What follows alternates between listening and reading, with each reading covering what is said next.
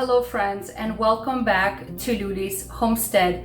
Today we're again in the kitchen because we harvested this beautiful white cabbage from our garden, and we are going to be processing this cabbage into homemade sauerkraut that I make it the Slavic Russian way.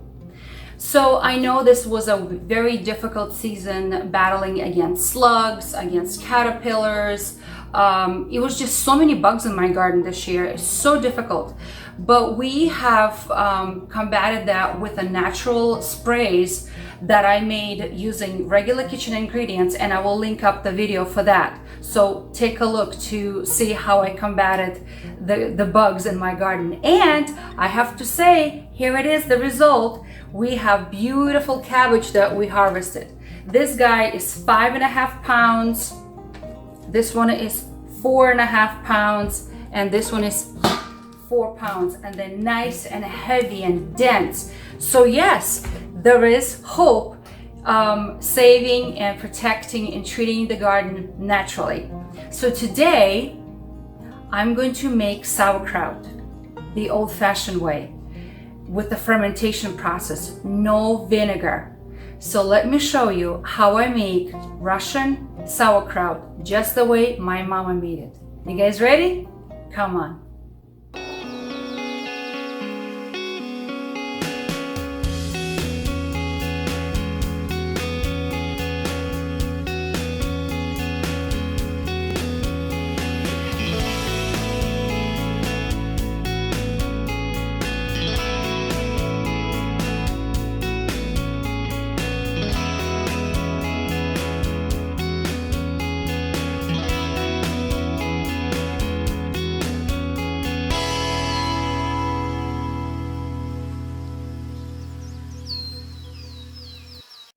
Okay, so for today's sauerkraut, we're gonna need cabbage, obviously, and I'm gonna be making it in a large container. This is a 3-liter glass container to ferment my sauerkraut. I recommend fermentation to be done in glass containers or in a stone container, but not in a plastic. So for this 3-liter container, I should be able to fit about I don't know, about 5 pounds of cabbage. So for 1 head of cabbage, I'm going to be needing that. Also, for my recipe, it calls for carrots. So for 1 head of cabbage, I'm going to need 2 medium-sized carrots, and they kind of broken, but it doesn't matter. 2 carrots that I'm going to be cutting and shredding. Then for 1 head of cabbage, I'm going to need probably about 15 whole peppercorns, and these are optional. We like a little bit of spice, so we use black peppercorns, but you don't have to use them if you don't like them. But why I like to use carrot is because it adds a little bit of a nice natural sweetness to the cabbage altogether. Then we're gonna need cold water. The water has to be non-chlorinated. So if you live in a city where they use tap water that is chlorinated, you have to find unchlorinated water, which is filtered water, and it has to be cold. Then for each, I'm going to be making a brine. So for each quart, which is 1000 ml of water, or it is 4 cups in here, I'm using cold water. I'm using 2 tablespoons of salt, and it is okay if there's a little hill. It doesn't have to be perfect. All right, I like to use non-iodized salt when I do fermentation because iodine doesn't work very well for fermentation. So 2 tablespoons for 1 quart of water, and I'm going to dissolve it, and I'm going to let it sit and dissolve for a while. Okay. So when I am fermenting, I'm making sure that all of my equipment is very, very clean. All of it is nice and clean because I don't want any unwanted bacteria. I'm going to be needing a cutting board, a sharp knife, and then some sort of a shredding way of shredding the cabbage. I like to shred it in long, very, very thin slices So I have this shredding machine that I got. It's manual a long time ago.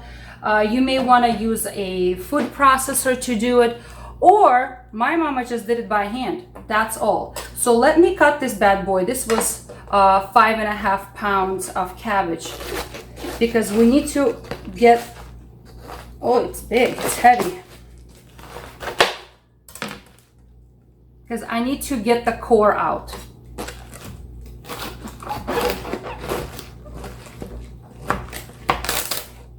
Alright, so I'm gonna cut out the core, and I'm gonna save it for my chickens. They love it. And I like to remove the outer leaves because we really don't need them, but it's still clean. I cleaned it, so I'm gonna save it because just in case I want to cover my cover everything so it's submerged under the brine liquid. So I'll put it aside. So if you don't have a machine of any kind where you want to be doing the slices, I like to slice things very thin. Some people chop them in little squares. That's not how I grew up doing it. We always did them like this, almost like this. I don't know, like a little fanned little pieces, and everything will ferment nice and evenly. So the fermentation process takes place in a room temperature, and right now it's summer, so it's hot, and fermentation probably gonna take 3, maybe 4 days. But you gotta keep checking on it.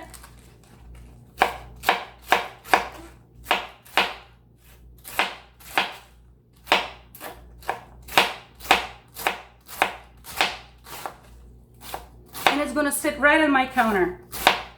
Right in my counter. So it's not going anywhere. There are recipes that don't use any brine at all, and that's not my way. I always use brine, because by using brine I ensure that all of my cabbage is nice and safe in a salty solution, and I know that a natural good lactofermentation is taking place, and that bacteria is not growing. All right, I have this gigantic big bowl that I'm going to be mixing everything in.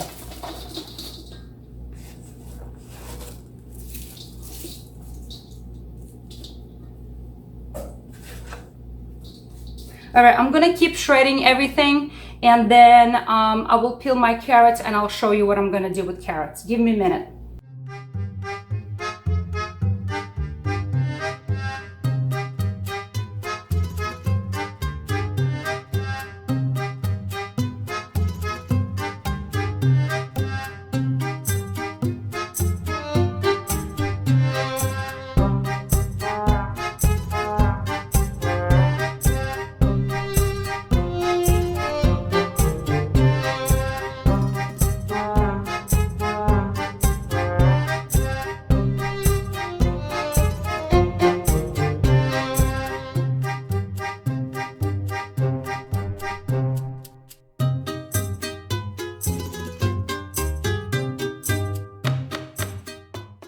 So basically this was 2 whole carrots, because the other one was only a half.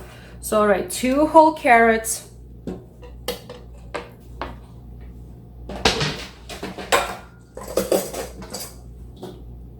And here is our sauerkraut, our cabbage. I'm mixing everything well.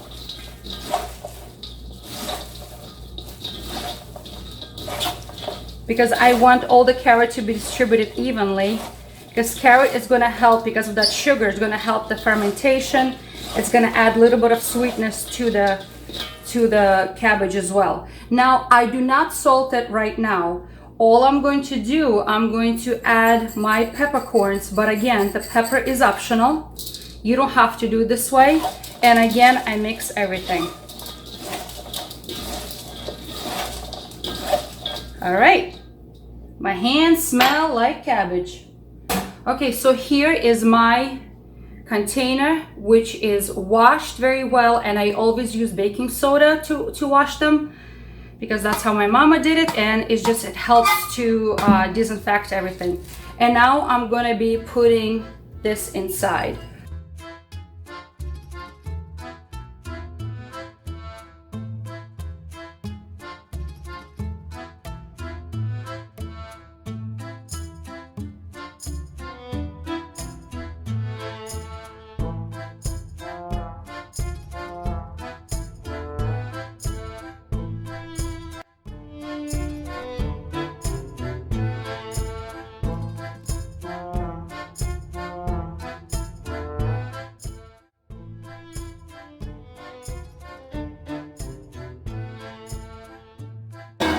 All right, and the bowl is empty. That was a 5.5 pounds of cabbage and 2 medium-sized carrots.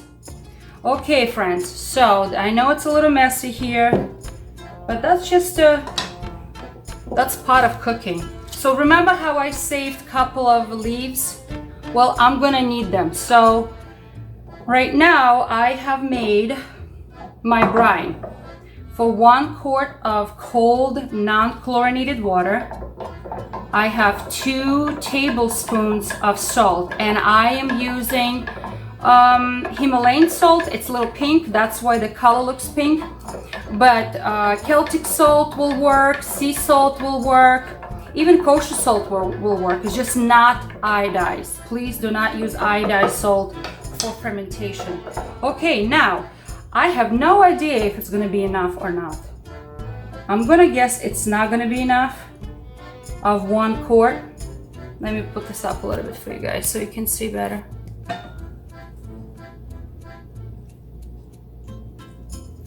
Because all of the cabbage has to be completely submerged under the brine.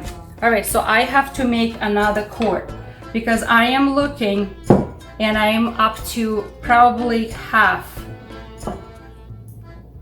Okay, so I have a well water. I'm gonna go fill up in the sink, and I'm gonna be making another, again, 2 tablespoons. And if I have a little hill, it's okay. Pickling season, we go through a lot of sugar, a lot of salt. So I always have to make sure we have enough of everything. But this year is a very strange year where there are no jars available. I've been struggling to find jars. And all of my homesteading friends are reporting the same situation throughout the country.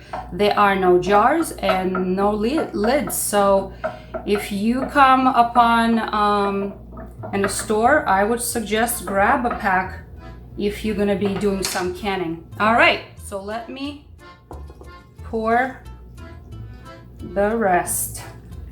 And there it is. So it did not take a whole,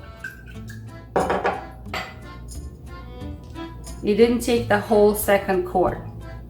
So it's basically, yeah, almost 2, but not exactly. All right, so I wanna make sure that everything is submerged under. And I'm gonna be taking a piece of cabbage, clean piece of cabbage that I had left over, and I'm gonna put it inside to push it all underneath.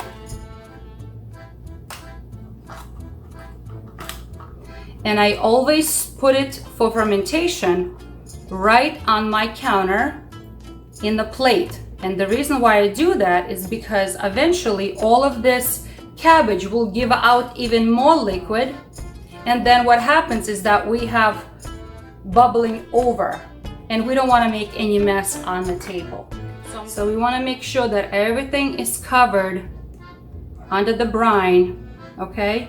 And I like to put a little tiny plate right on top, just like this, and then the entire jar is gonna sit inside of another plate just like this, because there will be some bubbling over happening, and you don't want to make any mess on your counter. Okay, so here is my sauerkraut fermenting, and it's gonna sit on my counter for the next 3-4 days. I'm gonna start seeing more and more bubbles and foam forming at the top. I'm gonna start seeing some of the liquid foam leaking out. It's very, very normal. That's a normal process of fermentation. On the third day, I'm gonna start tasting it. And if I like it and I say, hey, I think it's sour enough, and the fluid is nice and clear, and the bubbling stopped, I know fermentation process is over and I can eat it and enjoy it. But I may leave it for another day or two after that. So maybe 4, maybe even 5 days, because I know a lot of people have air conditioning going in their houses. And if that's the case, it's cool in the house. So it may even take up to 5 days. So now after that, the fermentation process needs to slow down or stop. So after 4 or 5 days, 3, 4, 5 days, depending on what you like, on the counter, it needs to go to store and rest in a cool place. So I can put it in my fridge and eat it as much as I need to, because these are wonderful natural probiotics that we should be consuming a couple of tablespoons every day, because it's just so wonderful for us. But if your fridge is full, like some people, because they have small apartments, small refrigerators, you may want to put it somewhere else in a cool place. So think of a cool place you can store, because you want to slow down fermentation. Because if you leave it in a warm place, the fermentation will continue and eventually it's going to become very, very sour. So I like it when it's a little crispy, a little sour. Sauerkraut. Homemade sauerkraut, квашеная капуста, точно как мама делала, exactly like mama made it. So, okay friends, so my sauerkraut has been sitting on the counter for about 4 days now, and it has released a lot of juice on the bottom. See that on the bottom of the plate? So thank goodness I had a plate on the bottom to catch all of that. And now let's take a look what's inside. All right, so, oh yes, smell that pickling. So I'm gonna be putting stuff on my plate because I'm gonna serve it tonight to my family with some potatoes, just boiled, fresh, homegrown, young potatoes. So here's the thing about sauerkraut. I'm not sure how you grew up eating sauerkraut, but this is how we grew up eating sauerkraut. Let me show you. All right, so I'm just gonna pile a little pile in my serving dish. Okay, I'm gonna push this aside. We always topped it off with some onion, and Mama always cut onion in half circles. So this onion is also from my garden. So it's kind of small, little guys, but you know what? It's okay. So in half circles, and kind of like just crumble them up, so it's distributed throughout.